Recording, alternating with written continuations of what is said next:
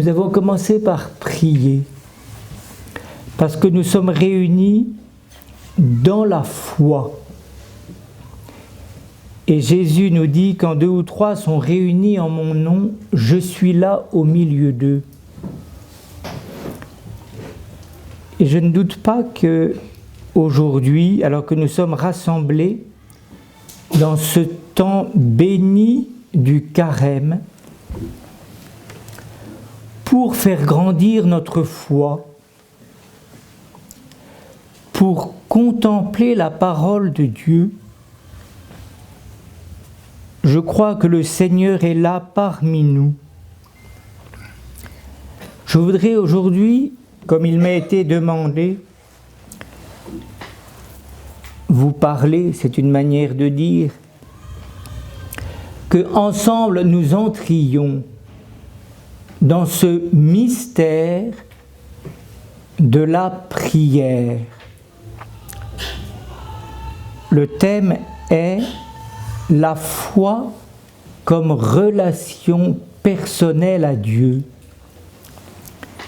Et le lieu où nous rencontrons le Seigneur, c'est éminemment la prière. Alors, si je vous dis prière, qu'est-ce que cela évoque pour vous? Pour beaucoup de catholiques, la prière, c'est la messe, c'est une formule. Pour les enfants, c'est ce que papa ou maman m'oblige à faire. Ça peut être parfois un lieu où je m'ennuie beaucoup. Et peut-être qu'il est bon de redécouvrir la prière dans sa source originelle.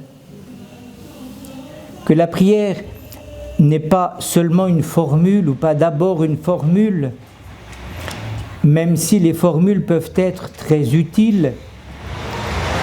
La prière est d'abord une rencontre, une amitié avec Dieu qui nous fait la grâce de nous considérer comme amis. Et Origène, ce géant que j'évoquerai, dit « Le Seigneur veut te fiancer à lui. » Comme membre de l'Église, épouse du Christ, le Christ époux aspire, désire pour nous cette union à lui. C'est ce qu'il y a de plus grand. Et nous, notre labeur, c'est de nous y disposer. Et c'est là l'œuvre de la prière. Je voulais commencer par un petit témoignage d'un chrétien lituanien qui a été 5 ans en camp de concentration dans les années 80. C'était un étudiant en médecine, Julius Sasnauskas, et un journaliste brésilien chrétien, José Correa, vient à sa rencontre pour une étude de sociologie. C'était encore l'Union soviétique. Et Correa nous dit ceci lorsqu'il le rencontre. Julius était impressionnant. Pour moi qui venais du Brésil, où les gens sont très joyeux et ouverts, parce que nous n'avons pas beaucoup de soucis, il était très grave. Immédiatement, dès ses premiers mots, j'ai vu que c'était un homme qui avait une foi profonde. Il m'a beaucoup impressionné. Je l'ai interrogé sur son expérience. Il m'a parlé de la torture et de la vie en prison, et il m'a dit qu'il avait failli mourir plusieurs fois à cause de la faim et du froid extrême. Il était dans ce qu'on appelait les camps de la mort au centre de la Sibérie, parce que beaucoup y mouraient à cette époque. De nombreux chrétiens et martyrs sont morts là-bas. Après 30 minutes de conversation, il a terminé en disant « José, excusez-moi, je dois mettre fin à notre conversation aujourd'hui. » C'était dans la forêt. « Vous souvenez-vous du groupe de prière dont je vous ai parlé ? Eh bien, pendant mon absence, lorsque j'étais en camp, ils ont continué à se rencontrer. Ils vont se retrouver pour une réunion de prière dans une autre partie de la forêt. Il faut que j'y aille. » Et il part pour rejoindre ces étudiants qui se réunissaient en secret pour prier. Et alors, José était stupéfait. Il avait été en camp pour avoir réuni des groupes de prière et à peine libéré, il y retourne. Et alors, Julius lui répond « C'est peut-être difficile pour vous de comprendre, mais pour nous, si nous nous consacrons à Dieu, il ne peut nous arriver que quelque chose de bon. Que pourrait-il m'arriver de pire maintenant que je suis revenu ? Ils, le pouvoir soviétique, me découvriront et me tueront. Est-ce grave ? Je serai un martyr de Dieu, j'irai droit au ciel. Je serai un exemple pour ma famille, mes amis, mon peuple et pour toute l'Église. C'est parfait. Et au ciel, je pourrai faire tout le bien que je voudrais pour ma famille, mes amis et mon peuple. C'est très bien. Ce que le monde voit comme quelque chose de terrible, pour nous catholiques, c'est excellent. Etc. Je m'arrête là. Je crois que ce petit témoignage nous fait rencontrer quelqu'un qui a une foi profonde. Et le fait qu'il ait été mis en prison pour réunir des croyants, c'était des étudiants, est significatif. Parce que la prière donne force et puissance aux croyants. Et cela, l'ennemi le craint.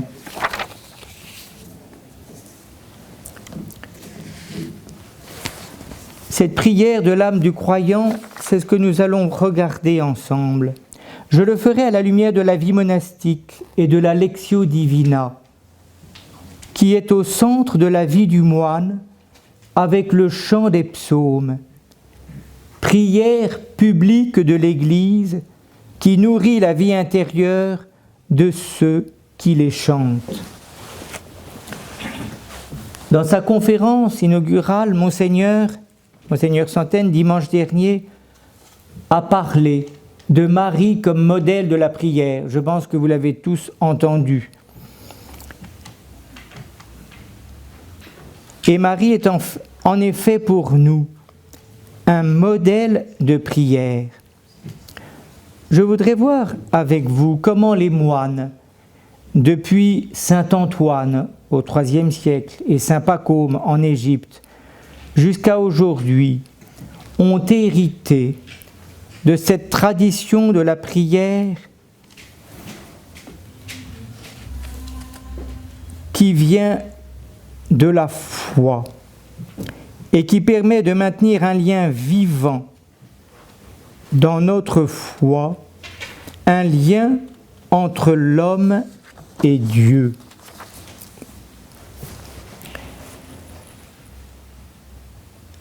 Alors, si je demande à un père du désert comment prier, Macaire, au IIIe siècle, répond « Tu n'as pas besoin de faire de longs discours. Étends seulement les mains et dis « Seigneur, comme tu le veux, comme tu sais, aie pitié. » Et si un combat survient, dis « Seigneur, au secours. » Le Seigneur sait ce qu'il nous faut, et il a pitié de nous. Réponse d'une grande simplicité sur un sujet difficile et complexe. Si la prière est quelque chose de simple, nous savons, comme le dit le prophète Jérémie, que le cœur de l'homme est malade et compliqué. Qui peut le comprendre ? Avec le poids de l'histoire et celui de la culture contemporaine, nous avons perdu cette simplicité des premiers chrétiens et il nous faut travailler pour retrouver le cœur de l'enfant qui prie son Père du ciel. Dans la tradition juive, la victoire de la Pâque d'Israël sur Pharaon a été due à la prière des enfants. Et c'est ce que rappelle le psaume 8e. « Jusqu'aux cieux ta splendeur est chantée par la bouche des enfants, des tout-petits. Rempart que tu opposes à l'adversaire, où l'ennemi se brise en sa révolte. » Pour retrouver ce cœur d'enfant qui prie, nous avons devant nous des géants. Ces géants, ce sont les patriarches, les prophètes, les amis de Dieu de l'Ancien Testament, Abraham, David et tant d'autres. Ce sont aussi les pères de l'Église, les pères du désert, les saints de l'Ancien et du Nouveau Testament, la Vierge Marie, Saint Jean-Baptiste, les apôtres, les docteurs de l'Église et les théologiens. Toutes ces figures remarquables ont quelque chose à nous dire sur la prière et la manière dont ils ont vécu intimement leur relation à Dieu dans la foi et la prière. Parmi toute cette foule de témoins, je retiendrai Origène, Saint Benoît et Guigues le Chartreux. Origène et Guigues sont des témoins remarquables de la prière. Origène au IIIe siècle, Guigues au XIIe siècle. Et Origène a écrit un merveilleux traité sur la prière, où il répond aux questions d'amis laïcs, Ambroise et Tatiana, qui lui parlent de leurs difficultés dans la prière. Évagre, un disciple d'Origène, nous dit « Si tu es théologien, tu prieras vraiment. Et si tu pries vraiment, tu es théologien. »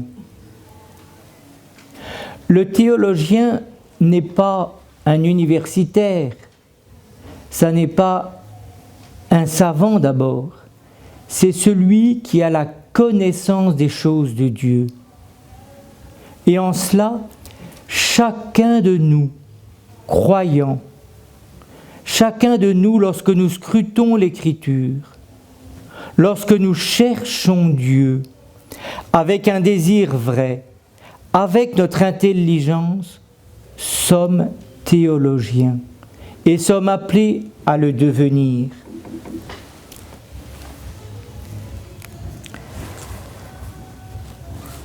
Saint Paul dit « Je prierai avec mon cœur, mais aussi avec mon intelligence. » Et Origène parle de la prière en nous montrant comment elle se situe au cœur de la foi et comment elle en est l'expression la plus pure. La prière naît de la parole de Dieu lue et méditée. La prière naît de la parole de Dieu lue et méditée. Évidemment, nous avons aujourd'hui une telle histoire de la prière, une telle richesse dans l'expression de la prière, enrichie tout au cours des siècles. Nous avons des tas de formules de prière, mais nous avons peut-être parfois un peu oublié ce primat, cette nécessité, ce roc sur lequel repose la prière qu'est la parole de Dieu. Cette parole vivante qui s'adresse à chacun de nous aujourd'hui et par laquelle le Seigneur s'adresse à nous comme un bien-aimé à sa bien-aimée. Clément d'Alexandrie, qui était le maître d'Origène, nous dit: la prière, nous osons le dire, est un entretien avec Dieu. Nous avons beau parler bas, ou même nous adresser à Dieu en silence, remuer les lèvres, un cri a jailli de notre âme, et Dieu ne cesse jamais d'entendre ce langage intérieur. Si certains chrétiens assignent des heures fixes à la prière, le véritable croyant, dit Clément, passe sa vie entière à prier pour prolonger par là sa présence devant Dieu. Et c'est le thème de la prière continuelle. Il ne s'agit pas de rester indéfiniment dans l'Église. Et Origène nous donne la réponse quand il dit qu'il faut passer de la prière à l'action. Mais l'action qui est vécue est faite sous le regard de Dieu, dans cette conformité à la volonté de Dieu, lui est aussi agréable que la prière, dont elle est continuation ou préparation.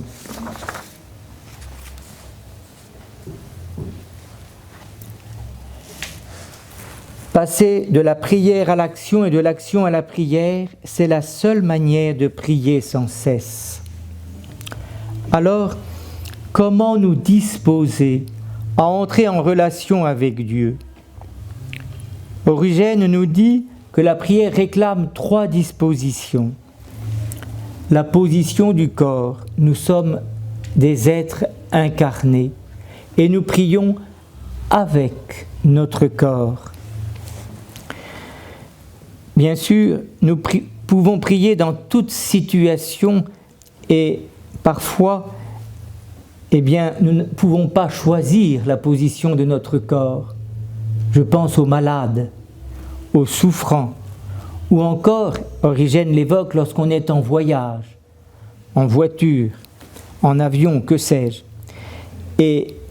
Mais Origène évoque certaines positions comme la position debout, les mains élevées vers le ciel, qu'aimait beaucoup Macaire, et aussi l'attitude à genoux, qui est l'attitude du pécheur qui supplie.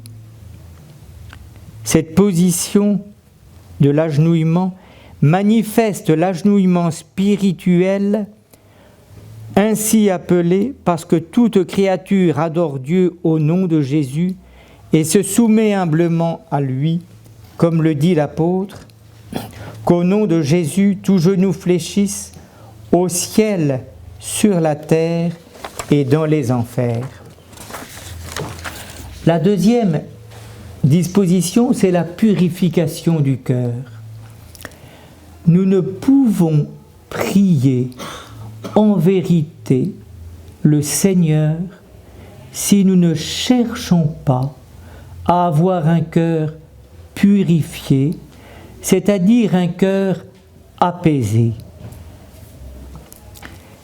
Et Origène nous dit que la première disposition, c'est de savoir pardonner du fond du cœur,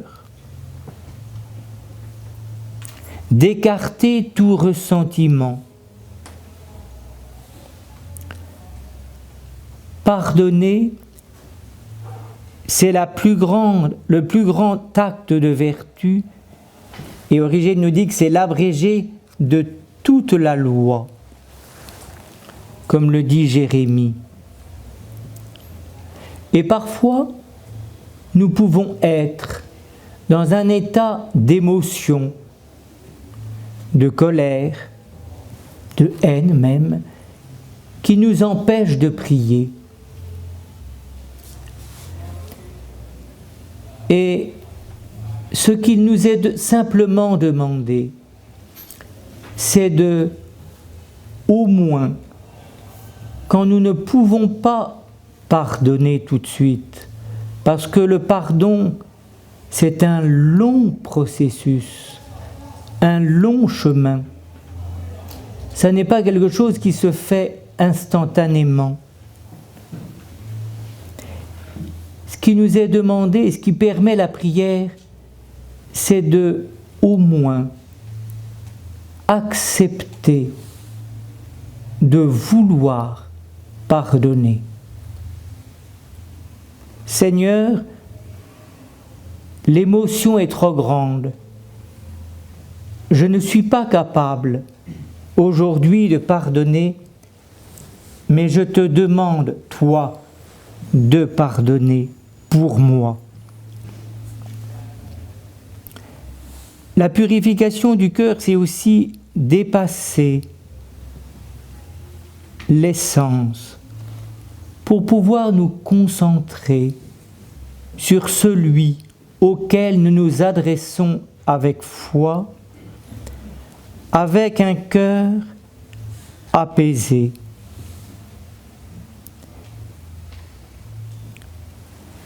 Nous avons besoin pour prier d'une détente intérieure qui permet à notre esprit de faire le vide.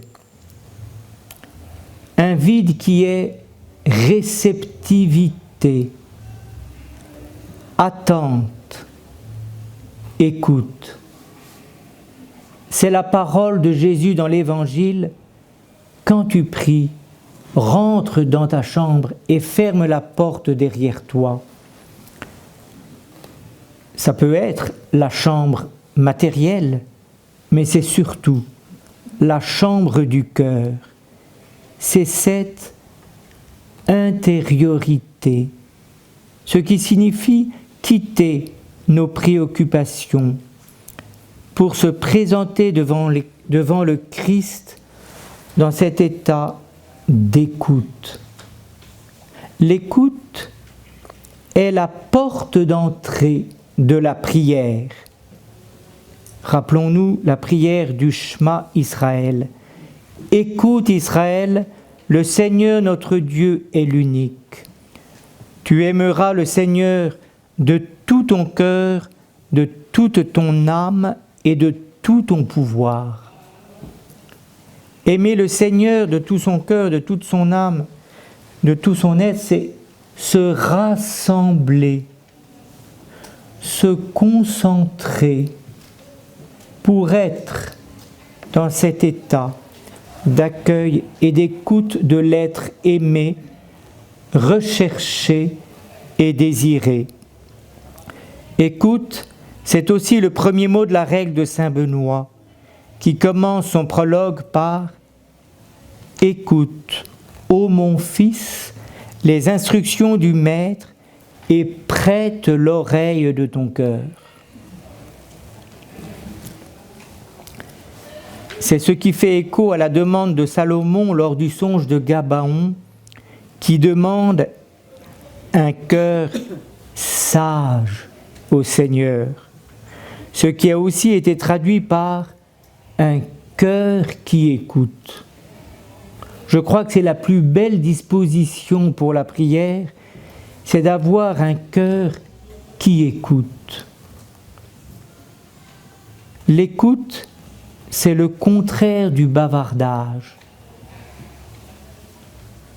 Et saint Benoît nous dit au chapitre 20 de la règle, « Ce n'est pas par l'abondance des mots, mais par la pureté du cœur et les larmes de la componction qu'on est exaucé. » La componction, c'est ce sentiment, cette attitude du cœur, cette crainte respectueuse du pécheur qui connaît son indignité.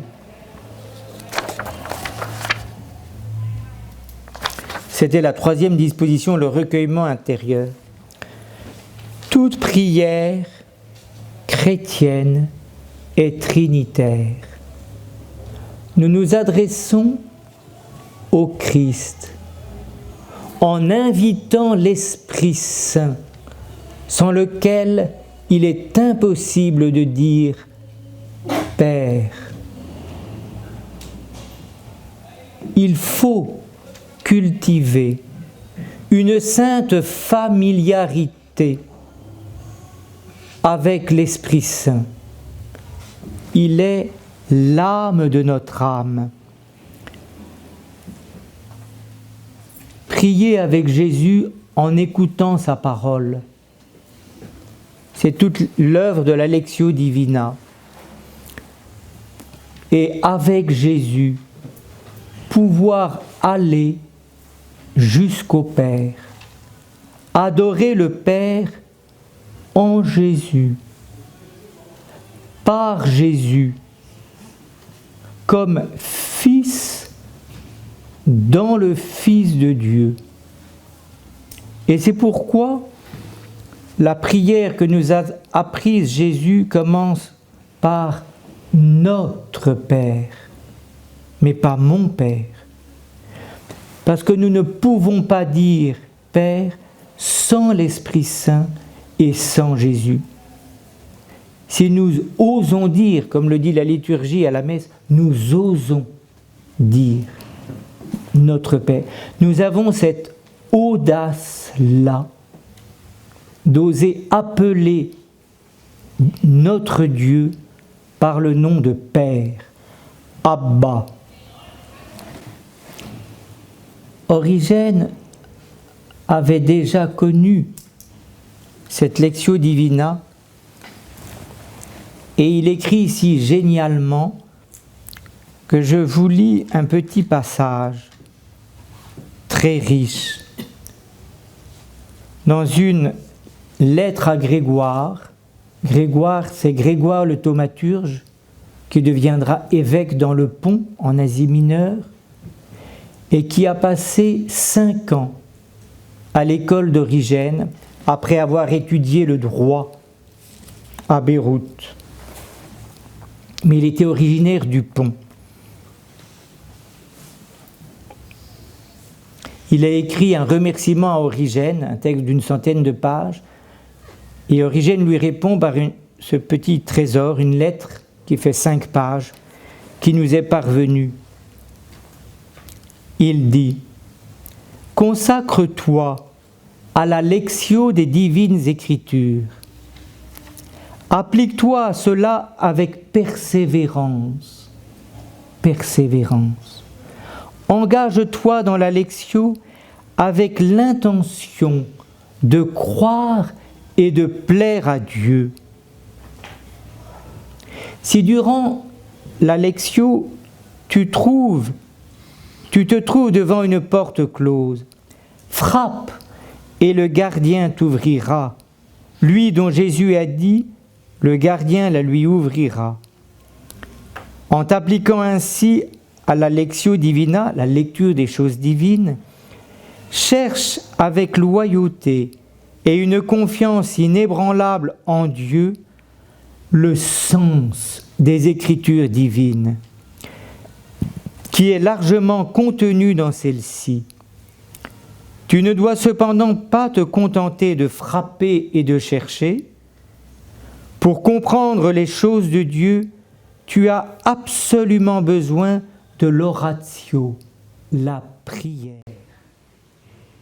Précisément pour nous exhorter à celle-ci, le Sauveur nous a seulement dit « Cherchez et vous trouverez, frappez et on vous ouvrira », mais il a ajouté « Demandez et vous recevrez ». Nous avons ici les 4 degrés à peu près de l'échelle des moines dont parle Guigues.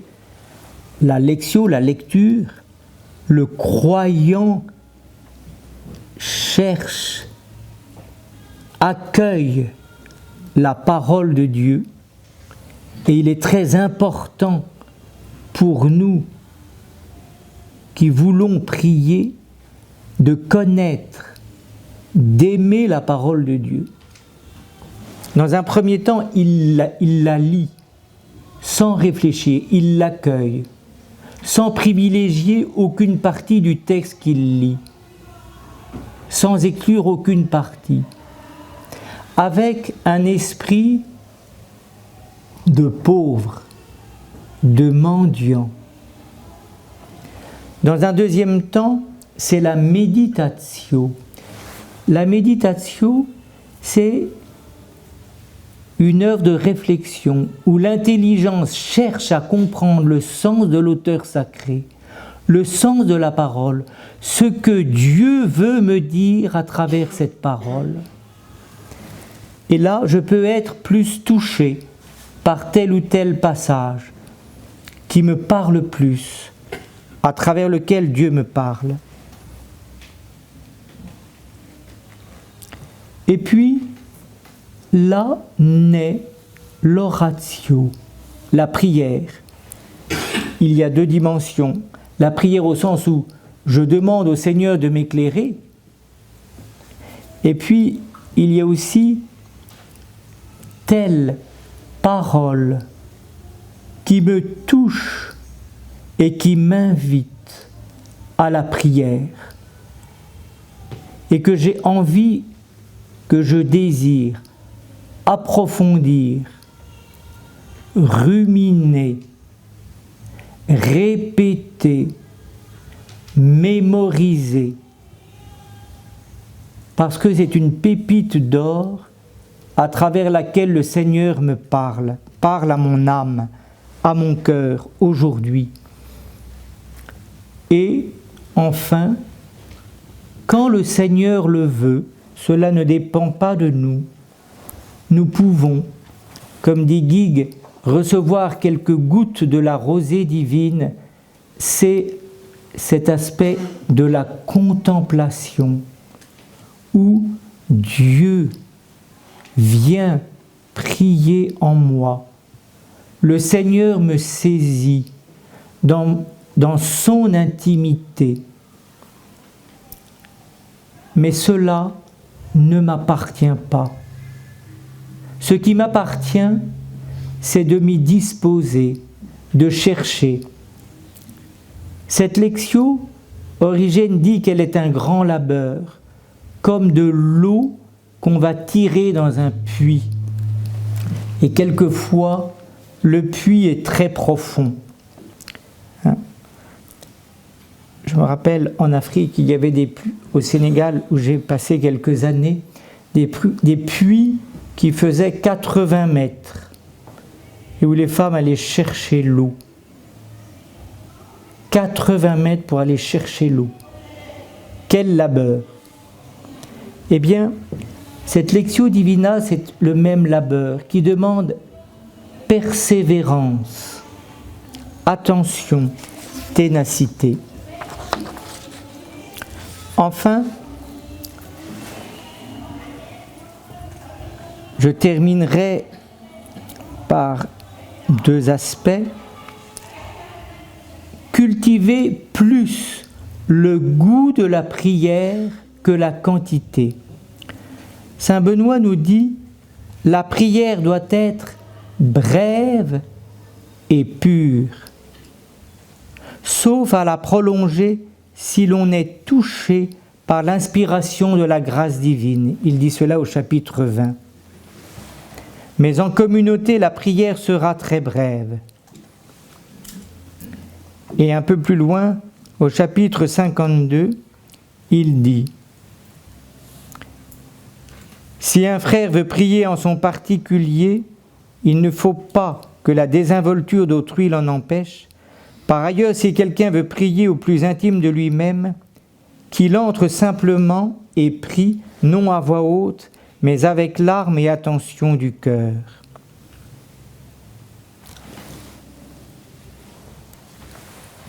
Parfois, nous visons des prières trop lourdes, trop longues, qu'on ne peut pas tenir dans le temps. Et je pense spécialement aux enfants. Apprendre aux enfants à s'adresser au Seigneur avec leur cœur, avec leurs préoccupations, apprendre à formuler des intentions, apprendre à voir ce qu'il y a eu de beau dans la journée pour remercier et aussi pour demander. Enfin, pour terminer, je vous donne une prière d'une sainte du XXe siècle, Dina Bélanger, qui était du Québec et qui était religieuse, qui était une grande pianiste et qui est morte jeune. Elle a connu une vie mystique, intense avec Jésus, et elle a connu de grandes épreuves, des nuits. Et alors, elle avait cette prière-là. C'est une prière dans laquelle je trouve qu'il y a tout. Jésus, je sais et je crois que tu m'aimes. Et toi, tu sais bien que je t'aime et que je veux t'aimer de l'amour le plus fort, le plus pur. Tu as aimé Marie-Madeleine. Oh, je sais que tu prends pitié de moi. Je t'aime et je m'abandonne à toi. Voilà mon bonheur et ma paix.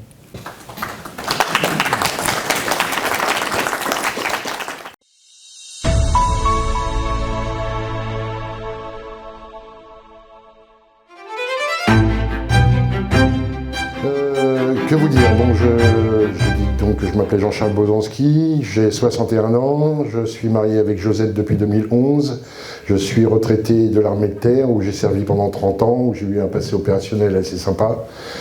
Je suis réserviste en gendarmerie comme aumônier et depuis 2019 maintenant aumônier international d'un club biker.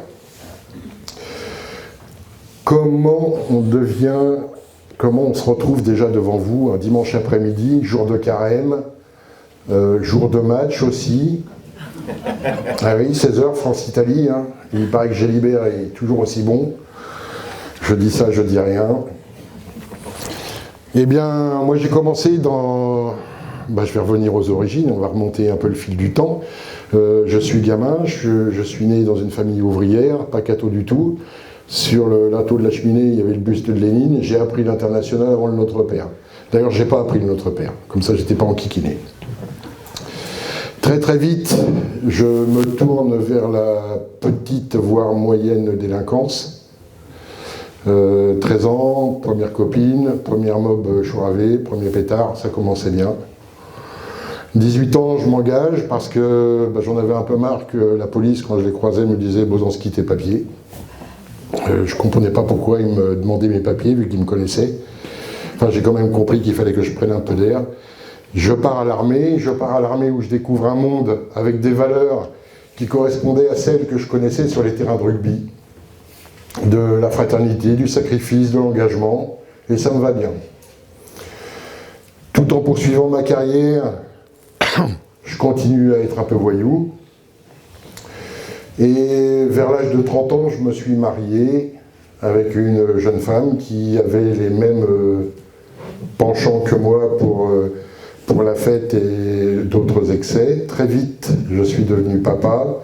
2 ans après, on divorçait parce qu'on a construit sur le sable. Comme j'avais voulu faire comme tout le monde, vous savez, s'installer une baraque, une bagnole, une épouse, je me suis rendu compte que c'était pas pour moi ce truc-là, vu que je l'avais foiré du premier coup. Donc j'ai décidé de continuer à vivre ma vie de patachon, et je n'en étais pas malheureux. Je n'en étais pas malheureux dans le sens où j'en étais même relativement satisfait. Célibataire, 2 cartes bleues, des copines, des fêtes. Je me sentais, oui, satisfait. Satisfait, voire même repu. Vous connaissez tous ce dimanche après-midi où on a fait un bon repas en famille. On a commencé l'apéro après la messe. Hein, on s'est installé devant le poulet dominical. Ça a duré jusqu'à 16h30. On sort de là-dedans, la panse bien tendue, on a bien mangé, on a bien bu, etc., etc. C'était un peu comme ça, ma vie. Mais je sentais bien qu'il manquait quelque chose. Ce qu'il me manquait, je ne le sentais pas, je ne le percevais pas. Je savais simplement qu'il me manquait quelque chose. Mais ça ne m'inquiétait pas plus que ça. En 2007, je perds ma petite sœur. En 2007, je perds ma petite sœur, elle avait 6 ans de moins que moi. C'est un truc qui m'a profondément choqué, parce que normalement, les petites sœurs, ça part pas avant les grands frères. Les enfants, ça part pas avant les parents. Donc ça m'a mis en colère. Et sortant de l'hôpital, où j'avais été la voir pour la dernière fois, j'étais tellement en colère que j'ai levé le poing vers le ciel, et sans savoir que je m'adressais à Dieu, la première chose que j'ai criée, ce sont des obscénités. Ce sont des insultes que j'ai adressées au ciel. Et puis ça m'a passé. J'étais toujours en colère, mais je profitais de la vie. En 2008, je suis instructeur à Saint-Cyr Coët-Quidan, et je rencontre un aumônier militaire, le père Christian Venard, avec qui je suis devenu pote par hasard, parce qu'on partageait le même goût pour le whisky japonais, les bonnes soirées en écoutant du jazz, en caressant les chats, et on s'était découvert plein de copains communs. Christian, qui savait que j'étais pas chrétien, qui savait que j'étais pas catho, m'a proposé de suivre un parcours alpha. Et j'en vois quelques-uns parmi vous qui sont sur des différents parcours. Qui ne connaît pas le parcours alpha? Magnifique. Vous y êtes tous passés, j'espère. Qui a fait un parcours alpha ici? Bon, alors on va recommencer. Qui n'a pas fait le parcours alpha? Et putain, vous attendez quoi, là? De mieux entendre. Pardon? De mieux entendre. De mieux entendre, d'accord. Le parcours alpha, donc des étapes, etc., etc. Moi, je vais à ce parcours parce que Christian m'a provoqué un petit peu, m'a annoncé, m'avait dit de toute façon, ça te fera au moins un repas équilibré par semaine. À l'époque, j'étais plutôt gin tonic, petit pétard et cacahuètes. Donc, je vais au parcours alpha, à la paroisse de Saint-Cyr Coët-Quidan. Je découvre la salle paroissiale. Vous connaissez ces salles paroissiales qui sont peintes en bleu, moches, avec des nappes en papier, des assiettes en carton, et le détail qui tue, le verre à moutarde avec les marguerites dedans. Donc j'arrive là-dedans et je dois avouer que je suis un peu dépité. Apéro, on me sert un verre de cidre. C'est difficile pour se mettre une châtaigne. Je réussis à en piquer un deuxième. Le thème de la soirée, c'était « Les valeurs du christianisme sont-elles fausses, ennuyeuses ou dépassées ?» J'écoute le topo, je m'emmerde passablement, et à la fin du topo, pour moi, les valeurs du christianisme sont particulièrement fausses, particulièrement ennuyeuses, particulièrement dépassées. Sauf qu'à la table où j'étais, il y avait un animateur qui avait une façon d'écouter les gens, qui avait une façon de parler aux gens, que j'avais jamais vu nulle part. Quelque chose de vraiment respectueux, sans jugement, dans l'écoute. Et à la fin de la soirée, quand il m'a proposé de revenir la semaine prochaine, chose qu'on ne fait jamais à un parcours alpha, eh ben, j'ai dit oui spontanément. Parce que sa manière d'être m'avait touché. Je reviens donc en deuxième semaine. Le thème de la soirée, c'est « Qui est Jésus ?» Alors pour moi, Jésus, à l'époque, c'était un peu le frère jumeau du Père Noël. Hein. Même date anniversaire. T'en as un qui est habillé en rouge, qui bosse chez Coca-Cola. T'en as un qui est mort sur la croix. Ça, c'était mon niveau de connaissance christique.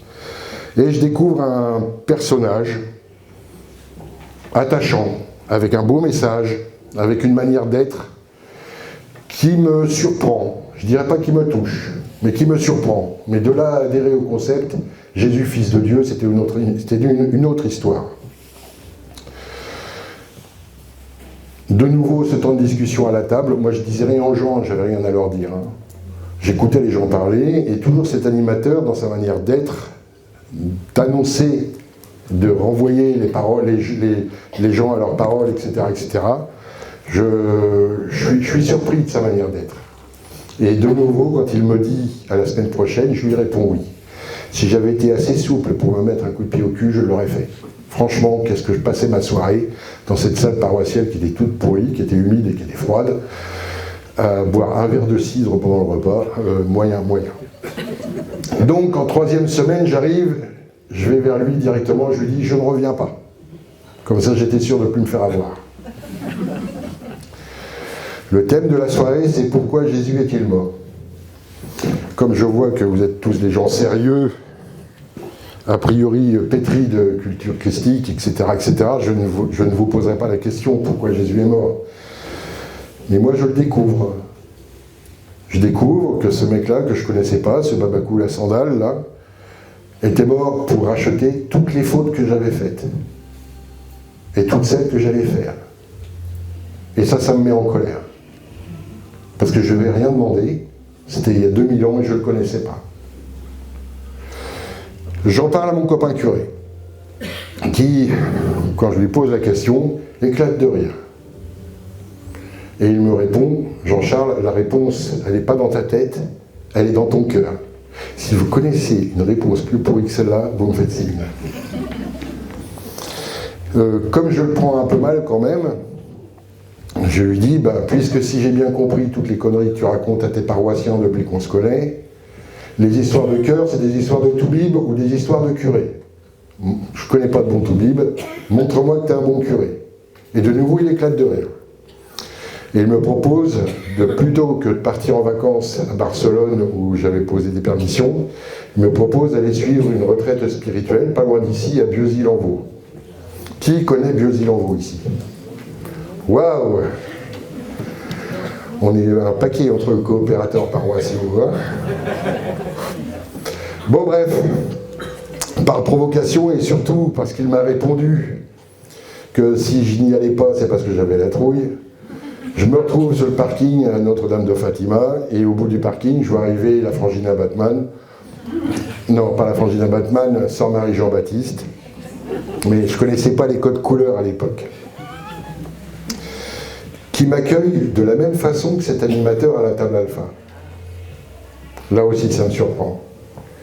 Et il y en a un qui m'achève, c'est le Père Guy, qui me dit « Bonjour Jean-Charles, si vous voulez repartir, vous pouvez. » Putain, je viens d'arriver. Donc, je prends ma valise, je m'installe dans la petite piole. Vous vous rappelez les petites pioles à Bieuzy? Elles ne sont pas grandes, hein. Moins de 9 mètres carrés, un petit plumard, petit lavabo, petite fenêtre. J'ouvre la valise, je sors l'ordinateur, je cherche la prise. Pas de prise. C'est pas grave, je sors le téléphone, je cherche le réseau. Pas de réseau. Et là, je me dis, la semaine va être longue. Et effectivement, elle est longue. Bon, on commence les exercices. Lundi après-midi, l'introduction aux exercices. Bon, tout le trip catho, ça m'interpelle pas trop, quoi. En revanche, ce que je comprends, c'est que le but de ces exercices, pour moi, ça va être de mettre ma vie en parallèle avec celle de ce Babacool en sandales dont on m'avait parlé au parcours alpha. Et je rentre dans les exercices, de toute façon j'avais que ça à faire. Je rentre dans les exercices et le bilan que je fais est carrément médiocre. Donc du coup, la première nuit, je dors très très mal. La deuxième aussi d'ailleurs, parce que je voyais ce que lui faisait au quotidien et toutes les conneries que moi je faisais aussi au quotidien. Le mercredi, la grande chance du nouveau converti que je suis, c'est que dans une vie de chrétien, on a tous des moments de doute. On a tous un moment ou un autre levé vers le ciel en se disant « mais qu'est-ce que tu fous, quoi, je comprends plus ». La grande chance du nouveau converti, c'est quand il est dans ces moments de doute, il suffit qu'il se rappelle le jour et l'heure. Et pour moi, le jour et l'heure, c'était ce mercredi 25 novembre. Il était 15h45, j'étais parti en balade, et le Père Guy m'avait dit « Jean-Charles, si vous avez le temps, pensez au regard de Pierre, au regard de Jésus sur Pierre, au moment du 3e reniement. » Je ne vous situe pas l'épisode, vous le savez. Et j'y réfléchis, j'y pense. Dans l'évangile de Luc, il est écrit « Jésus regarda Pierre, Pierre sortit, il s'assit et il pleura amèrement. » Je ne comprenais pas pourquoi Pierre pleurait. Parce que Pierre, c'est pas un fragile. Pierre, c'est un pêcheur du lac de Tibériade. Pierre, si c'était un gars de notre monde, ça serait un chauffeur routier avec des gros bras ou un agriculteur qui bosse à pas d'heure. Pourquoi ce type s'assoit sur une pierre et pleure? Je comprends que c'est pas parce que le coq a chanté. Ça, c'est clair. Je comprends vite que c'est parce que Jésus l'a regardé. Mais comment est-ce que Jésus avait pu le regarder pour que lui se mette à pleurer? Et là, je ne sais pas comment vous dire toujours. Je ne sais pas comment expliquer. Ça, c'est mon moment. Réfléchissant au regard de Jésus sur Pierre, j'ai senti le regard de Jésus sur moi aussi. Et j'ai su qu'il m'aimait comme Pierre. Je n'en suis pas remis. Ouais, donc ça fait depuis 2008 et je suis toujours chaos technique. Je crois, on va rentrer un peu plus dans ce thème de la foi maintenant après ce témoignage, je crois qu'à un moment ou à un autre, ce qui est important, c'est sûr d'apprendre, d'étudier, de méditer, mais surtout aussi de rencontrer. La rencontre avec Dieu, la rencontre avec Jésus, elle est exceptionnelle, elle change la vie. Et il ne faut pas avoir peur de ce moment. Qu'est-ce que je peux vous dire d'autre? De l'espèce de païen à tendance nordique que j'étais quand je suis rentré ce lundi à Bieusil-en-Vaux. Quand j'en suis sorti, j'étais un cochon de pépiste ultramontain et ça me va bien depuis. Voilà.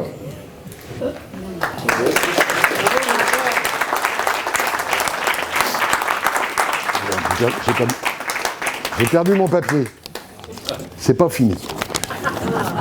Pas fini parce que j'ai bossé quand même un petit peu. On a dit qu'on allait, vous m'avez confié à la Vierge. Fallait pas, hein. Et j'ai réfléchi un petit peu comment, moi, petit catho, petit fidèle, comment, en passant par Marie, je peux me rapprocher de Dieu. Comment, un moment à son exemple, comment est-ce que je peux faire à son exemple? Et bien déjà, le Père nous a dit, lire les Écritures. La vie de Marie, elle est principalement décrite dans les Évangiles. Je ne vous ferai pas l'offense de vous parler de l'Annonciation, de la Visitation. Il y a la Nativité, il y a toute la vie de Jésus. Mais lire ces passages et méditer dessus, j'ai bien compris, hein, Lectio, Méditatio, Ratio, j'ai suivi. Tout ça, ça peut vous permettre, comme ça me permet d'avancer. Et j'ai juste un petit détail. Qui c'est qui a sa Bible sur lui? Vous attendez quoi? D'accord? Ça, c'est votre passeport pour la vie éternelle, ça. J'en ai quelques-unes pour ceux qui veulent. Imiter ses vertus. Foi, humilité, pureté, obéissance et charité. Vous avez noté? Foi, humilité, pureté, obéissance et charité. On essaye. On n'y arrivera peut-être pas, mais on essaye. Prier le chapelet. Qui a son chapelet sur soi? Ah, quand même. D'accord? Ça, c'est la mitraillette à prière. Même quand tu sais pas, lui, il sait. D'accord? On continue. Je ne vous parlerai pas des mystères, hein. Vous pouvez approfondir, c'est ce que j'ai marqué, approfondir votre compréhension de la foi de Marie. Prions pour obtenir sa guidance, sa protection et son soutien. Gna, gna, gna, gna, gna. Ayez votre chapelet, prenez-le dans la main, même si vous ne priez pas. Pensez à Marie et ça suffira. Se confier à son exemple maternel. Bah oui, on lui confie nos joies, nos peines, nos prières, nos aspirations. Et puis on se confie à elle comme à une maman qui aime. Participer aux célébrations mariales en église. Ça, c'est pas moi qui l'aurais écrit, ça.